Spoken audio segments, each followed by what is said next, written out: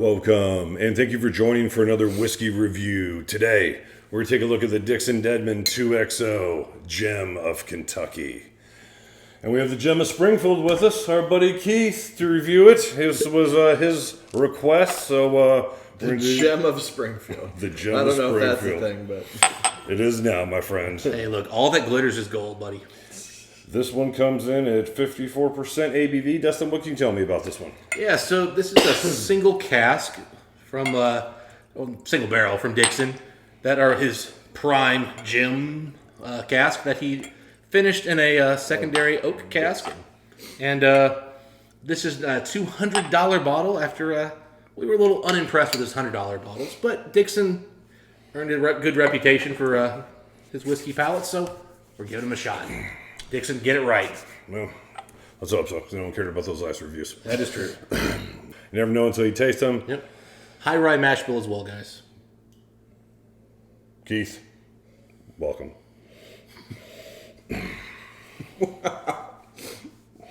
Thank you, sir. The Gem of Springfield. The Gem of Springfield. This is about as intense a citrus vanilla punch as I can remember on anything lately. It's got a lot of sweet caramel, Dustin. A lot of sweet caramel. Coming in hard, and then that rye note, spiciness coming in real intense. Very candy. That's a good nose, man. Yeah, the kind of minty note is the rye's kind of drying it out a little bit. It's almost sashaying into some type of dusty shell. Dusty corn, dusty peanut shells, and dusty. You could convince me on like a citrus orange rind deal on here. Definitely blood red. Blood citrus. Yeah, maybe like even like a grapefruit kind of a thing. Mm-hmm. It's so intense. Yeah, with a little bit of sugar. Yeah, oh, it's definitely it's sweet, but it's not too sweet. You know, the rye comes in there, balances it. A little bit of dusty books. Yeah, there's definitely a good bit of oak on here, but it does come in a little. I don't know if I want to say artificial, but additive. It definitely comes off like a 7-year-old bourbon. Like it doesn't come off old at all. How old is it? We don't know. Single barrels. My guess is he hasn't had these barrels long enough for there to be a bunch of old stuff here, but I tell you what, though, this is one of those barrels that was maybe sitting at the top of a rick house that got... You remember that new riff that I brought over here that had like that really intense sweetness? It's kind of similar to that. So you've got a 4-year-old bourbon in that case. This may be 5-6 years old, but it was a sweet spot that really got intense sweetness coming in. I think that's what's going on here. So if you guys out there have had bourbons that, just kind of had the intensity and sweetness that kind of punched way above the age and what you're expecting, I think that's kind of what's going on here. Like a honey barrel? Just a honey barrel. This is like layered 3 different types of vanilla. Initially, you got the kind of citrusy vanilla.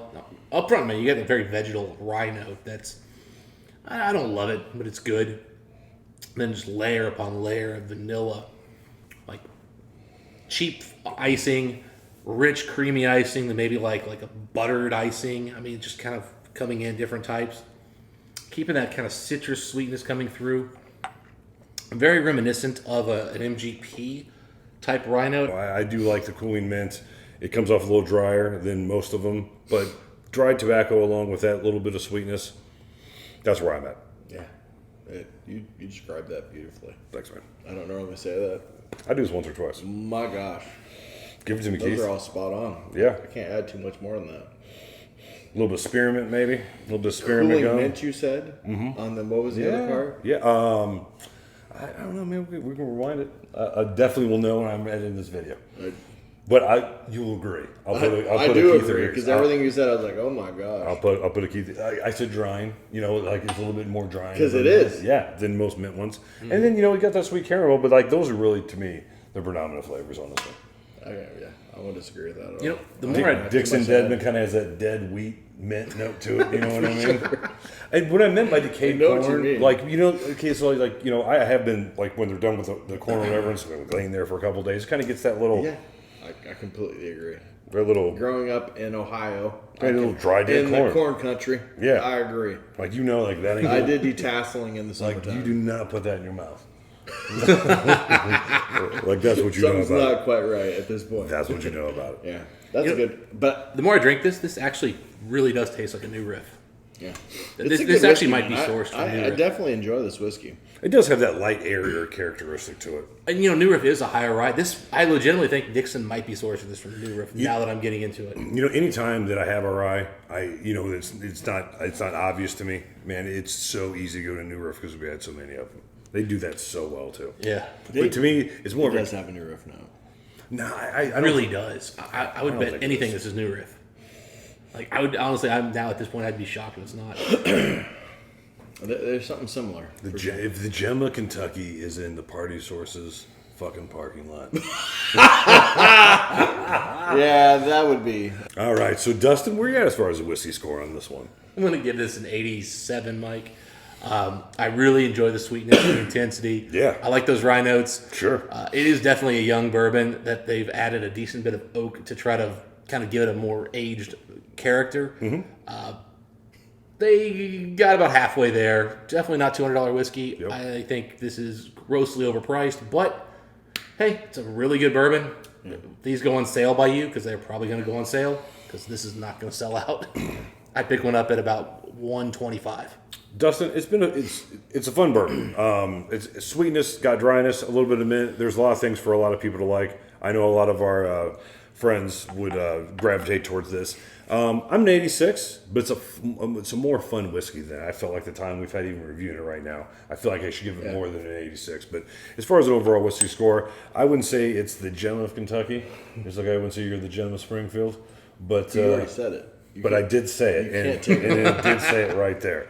And, Well, you read it here. You said it there. right, and I kind of got the. It's too late. You're, Sorry, bro. you're the whiskey version of the Gem of Kentucky. Gem of Springfield. We'll give this an 80. I'm right at 86, 87. It's right. It's a good bourbon. I will say this: the nose on this could be pushing 90s. It's Yeah, the the nose rest is- of it the that nose like is just really good. It could if it was better. Yes. no. I really think the nose on this is exceptional. If you are a bourbon drinker, the sweet intensity here is great. We may have had a few drinks. I agree. Already. If it was better, it could be a 90. But the palate is nowhere close to a 90 on this thing. As it sits, it's an 87 on the nose. But if it was better, it could be 86, a 87 overall. You think the nose is the same as the taste on score? No, the taste was an 85. That's why I Okay. said it was an 86. Those were our thoughts on the whiskey. Did you guys get a chance to try this one? The Dixon Deadman Gem of Kentucky.